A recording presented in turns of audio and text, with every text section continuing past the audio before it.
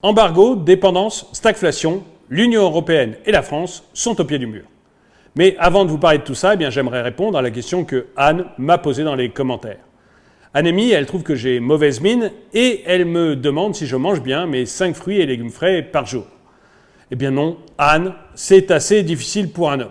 C'est beaucoup plus facile pour une femme de manger ces 5 fruits et légumes frais par jour, à cause des préservatifs aromatisés. Vous-même, si vous avez des questions à me poser, n'hésitez pas à le faire dans les commentaires. Bonjour et bienvenue dans cette nouvelle vidéo de Draw My Economy. Comme toujours, si vous n'êtes pas abonné, je vous suggère de le faire et de cliquer sur la cloche pour être prévenu lorsque je sors une nouvelle vidéo. Gérard habite en France et j'ai rarement vu ça et est un petit peu énervé en ce moment parce qu'il s'aperçoit, comme vous et moi, que l'Europe prend de plus en plus de décisions à la place de la France. Bon, il faut bien avouer quand même que le président français est très complice de tout cela, mais malgré tout, c'est l'Europe qui prend les décisions. Comme par exemple la décision de faire un embargo sur la Russie. L'objectif, c'était de ruiner la Russie. Résultat, au bout de quelques mois, on s'aperçoit que la Russie n'a jamais vendu son pétrole et son gaz aussi cher. En tout cas, l'Europe. Du coup, l'Europe paye de plus en plus cher le gaz et le pétrole russe. Et la Russie gagne de plus en plus d'argent. Et parallèlement à ça, l'Europe, elle s'enfonce dans une douce récession. Même l'Allemagne, qui marchait fantastiquement bien et qui était un peu la locomotive de l'Europe, elle voit son marché extérieur diminuer mois après mois. Et ça fait maintenant 4 mois qu'il est en baisse régulière. En plus, l'Allemagne, elle se retrouve avec une inflation à plus de 7%. C'est vous dire si nos amis allemands doivent être contents en ce moment. D'autant que l'Europe, elle avait aussi une grande idée, c'était l'écologie. Quand je dis l'Europe, c'est aussi valable évidemment pour l'Allemagne et la France. Et la grande idée écologique, on s'aperçoit que les volontés d'embargo de l'Europe font que ce n'est plus possible. Jusqu'ici, des pays comme l'Allemagne, ils faisaient venir leur énergie principalement de Russie, sous forme de gaz. En fait, je dis qu'ils faisaient venir leur énergie de Russie parce que l'éolien et le solaire, il faut bien vous mettre dans l'idée que ça ne sert à rien. L'éolien, c'est du vent. Donc, on faisait venir du gaz pour pouvoir compenser. Voilà, il y a de moins en moins de gaz qui arrive de Russie. Résultat, on ouvre maintenant des centrales à charbon un peu partout en Europe. Ce qui fait que le bilan carbone devient de plus en plus mauvais.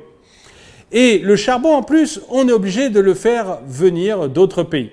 Et devinez quel est le plus gros producteur de charbon? C'est la Russie. Donc on arrive à faire venir notre charbon de Russie. Et la Pologne, qui elle-même est encore un gros producteur de charbon, n'est pas autosuffisant. Même la Pologne fait venir son charbon de Russie. On peut aussi le faire venir d'Afrique du Sud ou des États-Unis, mais alors là, bonjour le bilan carbone. Et en plus, l'Afrique du Sud a du mal à produire davantage. Quant aux États-Unis, eux, ils vendent principalement en Asie. Et ils nous donnent que 15% de leur production de charbon. Bref, remplacer tout le gaz russe avec du charbon, ça va être compliqué. Et comme la Russie est aussi à 70% notre fournisseur de charbon, ça va être non seulement compliqué, mais en plus totalement inutile. Et c'est non seulement inutile, mais en plus, ça nous entraîne vers de nouvelles dépendances. Jusqu'ici, on s'en est aperçu, on dépendait, surtout l'Allemagne, du gaz russe. Et pour remplacer le gaz russe, on fait venir du gaz des États-Unis, du GNL. Les États-Unis, ils fournissaient quasiment pas de gaz en 2015. Et maintenant, ça devient les plus gros exportateurs mondiaux de GNL. Et pour une bonne raison, c'est que l'Europe, et en particulier la France, leur en achète énormément. Et ce gaz, alors, c'est du gaz de schiste. Le gaz de schiste, on ne veut surtout pas en faire en France. On ne veut même pas étudier si on en a dans notre sous-sol. Par contre, en acheter et devenir le plus gros acheteur mondial de gaz de schiste, ça ne nous pose absolument aucun problème. Et la situation de l'Europe vis-à-vis des États-Unis, ça devient une véritable situation de dépendance. Une dépendance tellement forte qu'on a signé des contrats avec les Américains jusqu'à 2030. On s'est engagé à leur acheter leur gaz naturel liquéfié jusqu'en 2030. Alors, vous me direz, 2030, c'est demain, Et l'Europe, elle a décidé d'arrêter tout ce qui est énergie fossile, donc le gaz et le pétrole. Elle veut l'arrêter en 2050. Donc elle va se débarrasser de cette dépendance vis-à-vis des États-Unis. Eh bien non. Parce qu'en fait, pour se débarrasser des énergies fossiles, eh bien, elle va se créer de nouvelles dépendances. Pour se débarrasser des énergies fossiles et devenir complètement vert, il y a 7 métaux qu'il faut maîtriser. Je vous les lis parce que je ne les connais pas de tête. L'aluminium, le cobalt, le cuivre, le lithium, le nickel, l'argent et le zinc. Seulement, pas de chance, on ne les produit pas du tout en Europe. En fait, les principaux producteurs mondiaux, c'est, et là je vais vous le lire également, la Chine, l'Australie, le Brésil, le Congo, la Russie, le Chili, le Pérou, l'Indonésie et le Mexique. Que des pays extérieurs auprès desquels on va s'enchaîner. Et puis à ça, il faut aussi ajouter des terres rares. Les terres rares, elles sont produites uniquement en Chine. Enfin, pas uniquement, mais à 71% en Chine.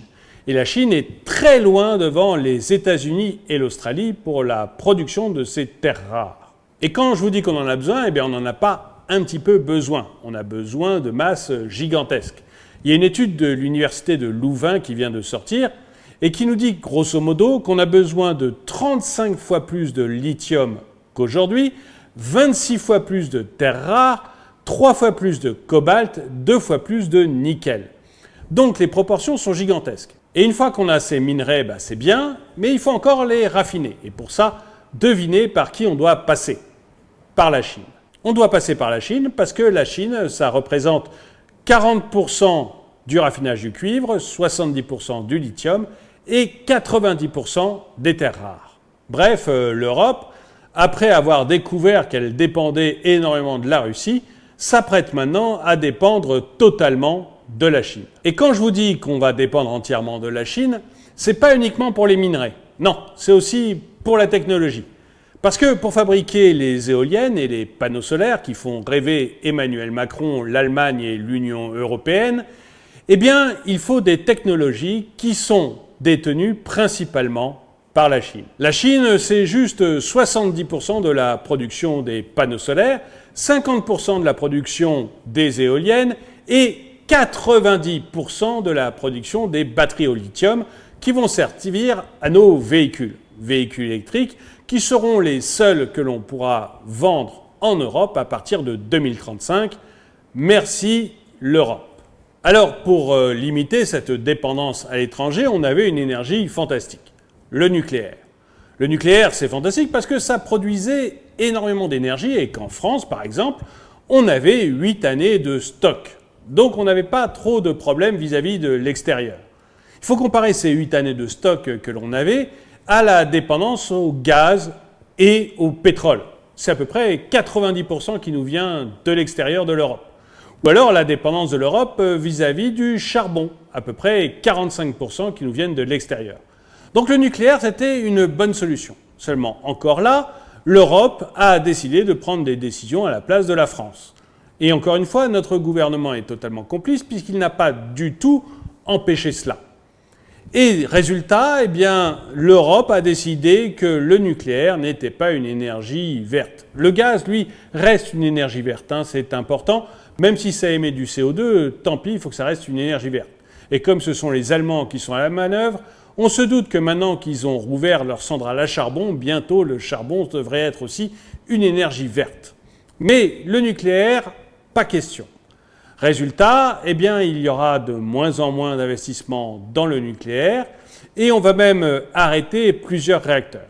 Alors, ça risque de changer parce que maintenant, 70% des Allemands commencent à être pour le nucléaire. Il faut dire qu'ils s'aperçoivent que leur économie est en train de s'effondrer parce qu'ils ont des problèmes avec le gaz et ils voient bien eux aussi qu'ils sont en train de rouvrir des centrales à charbon.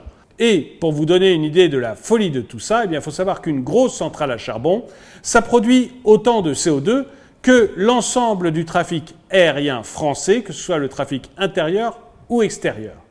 Donc on est vraiment sur une dépense de CO2 gigantesque et quelque chose qui va complètement à l'inverse des volontés européennes. Alors vous pourriez me dire, mais c'est toi, François-Xavier, qui ne comprend rien du tout à l'énergie Et l'Union européenne, elle a des grands spécialistes. Et s'ils nous disent qu'il faut de l'éolien et de l'énergie solaire, eh bien c'est certainement parce que c'est la solution. Oui, mais je ne suis pas tout seul à dire ça. En fait, derrière moi, j'ai juste l'Agence internationale de l'énergie. Parce que l'Agence internationale de l'énergie, eh bien, elle a sorti un document en 10 points pour expliquer comment l'Europe pourrait sortir de sa dépendance aux énergies russes. Et elle est très claire. Il faut s'appuyer énormément sur les bioénergies et sur le nucléaire. C'est l'un des 10 points principaux qu'elle a exposés. Et en fait, même si on regarde le rapport de l'AIE, eh bien, elle trouve essentiel des points que l'Europe ne veut pas toucher, comme par exemple le nucléaire, et elle trouve complètement marginal ce sur quoi l'Europe veut aller, c'est-à-dire les énergies renouvelables, comme l'éolien ou l'énergie solaire. Bref, on a une Europe et une France qui sont complètement dans l'idéologie. L'Europe est complètement dans l'idéologie parce que quand elle décide d'arrêter le nucléaire, tout ça pour être dans les énergies renouvelables, eh bien elle augmente sa dépendance au gaz russe. Et elle joue contre ses intérêts parce que quand elle décide de bloquer le gaz russe et de faire une sorte d'embargo auprès de la Russie, eh bien c'est elle qui en souffre économiquement et pas du tout la Russie. Et en plus, l'Europe, comme la France, se jette maintenant dans une dépendance vis-à-vis des États-Unis tout de suite, puis demain dans une dépendance vis-à-vis de la Chine pour ses fameuses voitures électriques et son passage à l'éolien et au solaire. Et j'aimerais bien savoir ce que vous en pensez. Est-ce que vous pensez comme moi qu'on est complètement dans l'idéologie et que l'Europe doit de toute urgence remettre les pieds sur terre et accepter de se tourner vers des énergies qu'elle maîtrise plutôt que de se vendre à l'étranger, ou est-ce que vous pensez que finalement le destin de la planète est plus important et qu'il faut absolument se verdir, se mettre à l'éolien, se mettre aux panneaux solaires pour pouvoir sauver le monde? Dites-le moi dans les commentaires. Et le dicton du jour, comme disait le mec qui pinça le nez du requin qui était en train de l'avaler, qui ne tente rien n'a rien. Merci d'avoir regardé cette vidéo, mettez-lui un pouce vers le haut, commentez-la, partagez-la. Merci à tous ceux qui soutiennent la chaîne et je vous dis à très bientôt.